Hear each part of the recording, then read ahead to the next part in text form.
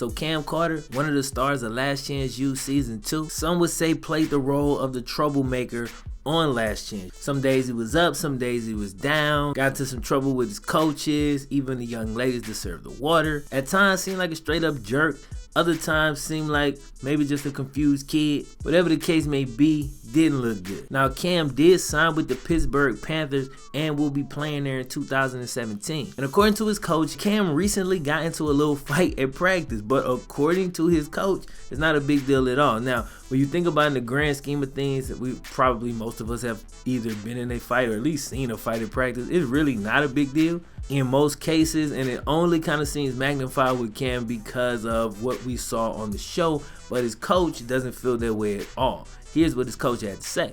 It hasn't been an issue. He told me about everything I needed to know prior to. He's a great kid. He was as upfront and honest as you can be. He said, "Coach, I snapped on a coach one time." He called it snapped. So he told us everything. It didn't shock me, but I think it's all for the show. He's steadily gotten better each day, and he's a super kid to coach, I might add. With all the chaos out there and all the conflict that reality TV shows bring to it, there's no truth to that.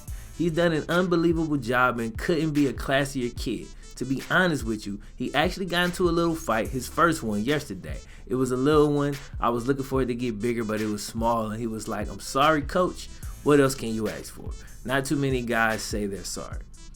Now, when I first read this, Pat Narduzzi kind of sounded like a parent with a really badass kid, and they always making excuses for him.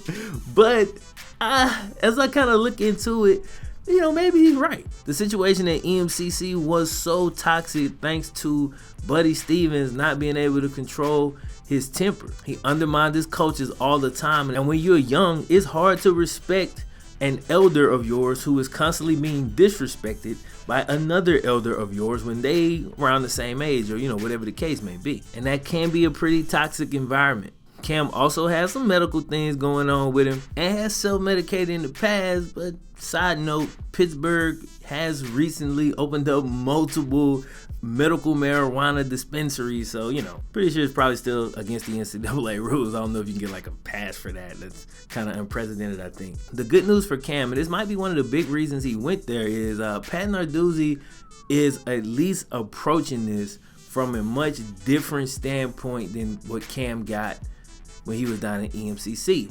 Some kids or people just don't respond to a certain type of coaching or a certain type of parenting.